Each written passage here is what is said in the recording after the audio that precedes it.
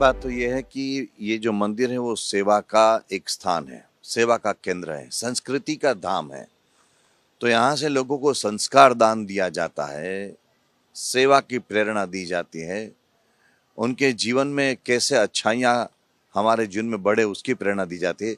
यहाँ से ऐसी कोई फाइनेंशियल ऐसी कोई सहाय नहीं दी जाती, न तो ये कोई बैंक है, न तो ये कोई ऐसा हाउस है कि जहाँ से लोगों को फाइनेंशियल हेल्प मिले। यहाँ से संस्कार की प्रेरणा अवश्य मिलती है।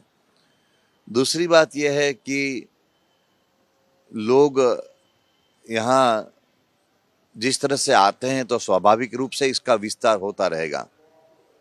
तो परब्रह्म भगवान स्वामीनारायण के समय से पिछले 200 वर्षों से ये बहुत शांत गति से चल रहा है।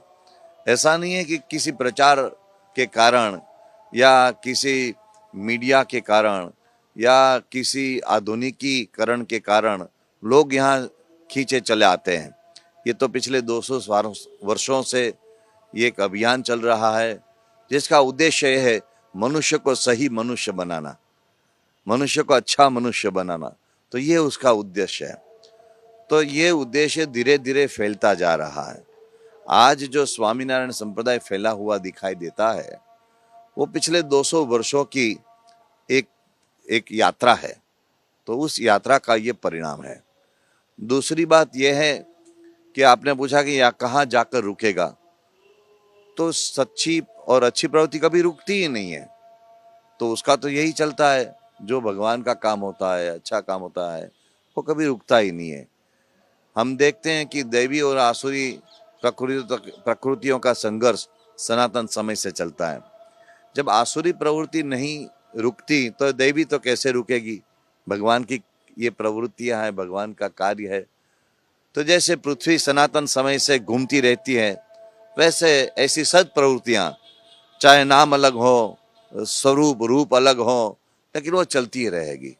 तो इस तरह से ये कार्य बढ़ता रहेगा जिससे लोगों को जीवन में सुख, शांति, आनंद की अनुभूति हो। वैसे तो आस्था तो सनातन समय से चली आती है, क्योंकि भगवान सभी के हृदय में विराजमान है। और परब्रह्म भगवान श्री स्वामीनारायण का इस वसुंधरा पर अवतरण हुआ और भगवान स्वामीनारायण ने जिस तरह से सदाचार का प्रवर्तन किया, लोगों के जीवन में शांति, सुख का वरदान दिया, तो ऐसे स्वाभाविक रूप से ये स्वामीनारायण धर्म परंपरा आगे बढ़ रही है, जो सनातन वैदिक परंपरा के आधार पर चल रही है।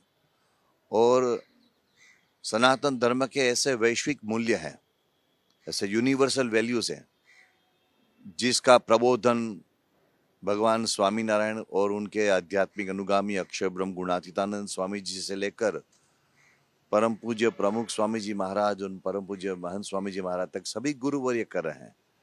ये ऐसे मूल्य हैं जिससे समाज में लोगों को दूसरों की सेवा करने की प्रेरणा प्राप्त होती है। ये ऐसे मूल्य हैं जिससे लोगों को आपसी भाईचारे की प्रेरणा प्राप्त होती है। ये ऐसे मूल्य हैं जिससे लोगों को पारिवारिक शांति, सुख की अनुभूति होती है। व्यक्तिगत रूप से परमात्मा की दिव्य जो आनंद की अनुभूति है वो होती है। तो इस तरह से ये सनातन मूल्य हैं, इसकी प्रेरणा मिलती है लोगों को।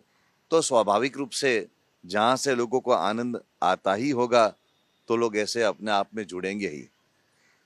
लोगों को ये बताने की जरूरत नहीं है कि आप खाना खाओ, भूख लगती है, लोग खाना खाते ही है।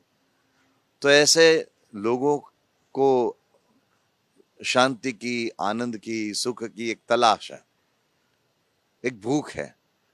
तो इसलिए जहां से ये प्राप्त होता है अपने आप में लोग वहां खींचे चले आते हैं।